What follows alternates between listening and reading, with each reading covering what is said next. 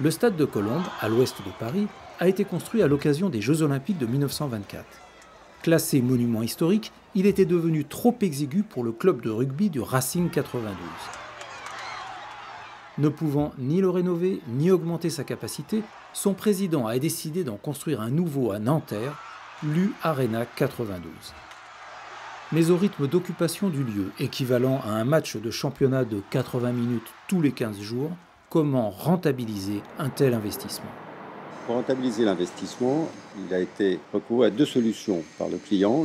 La première solution, c'était d'y adjoindre des bureaux qu'il a vendus au conseil départemental du 92, 30 000 m² de bureaux qui constituent le quatrième côté de ce rectangle que dessine le stade.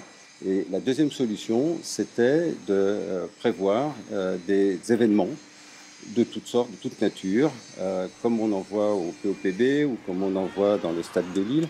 Il faut déjà commencer par prévoir de faire passer la jauge, c'est-à-dire la contenance de l'enceinte de 32 000 personnes, ce qui est le cas quand on est en formation rugby, à 40 000 personnes quand on est en formation concert, puisqu'on utilise la partie de la pelouse qui est évidemment recouverte et protégée au cours de ces événements pour mettre du public supplémentaire.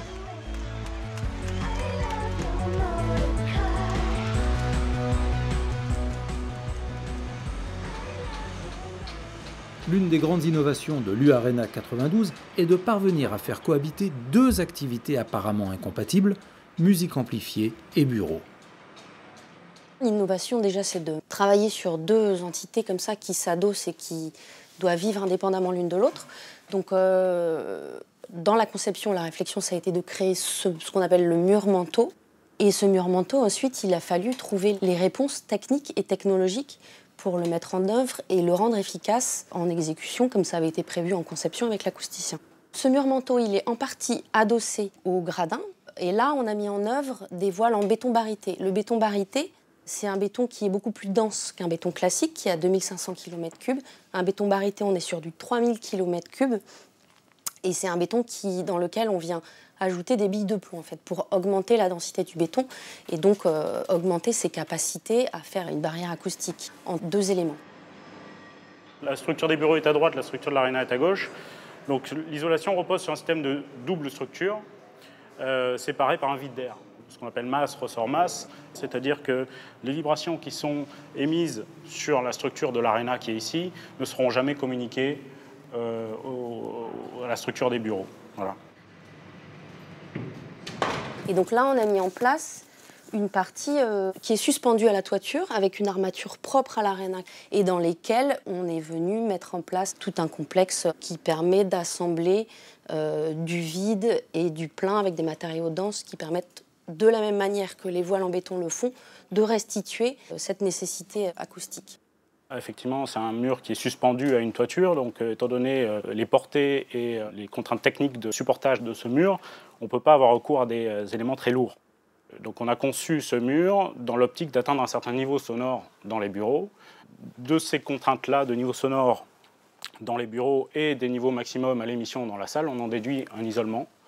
Et cet isolement, on travaille pour l'atteindre avec des matériaux bien spécifiques. Donc le complexe double pot est composé de plusieurs couches de parements plâtre. Et également, comme il sert à corriger acoustiquement la salle aussi, il est revêtu d'un complexe absorbant à base de tôle perforée et de plusieurs couches de laine minérale.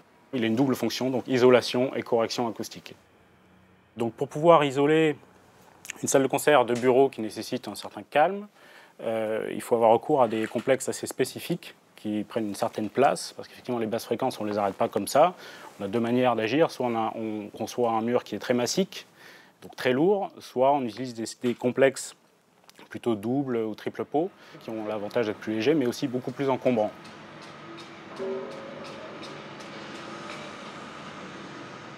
Christian de Porzampar a fait une version contemporaine du temple. On est ici dans le temple de la musique, dans le temple du sport. Et ici, il utilise cette grammaire, ce vocabulaire qu'on lui a appris à l'école des Beaux-Arts, certes, mais qu'il a ensuite changé, modifié dans la pratique qui a été la sienne dans les années 70 pour faire un stade tout à fait différent des stades qu'on a l'habitude de voir.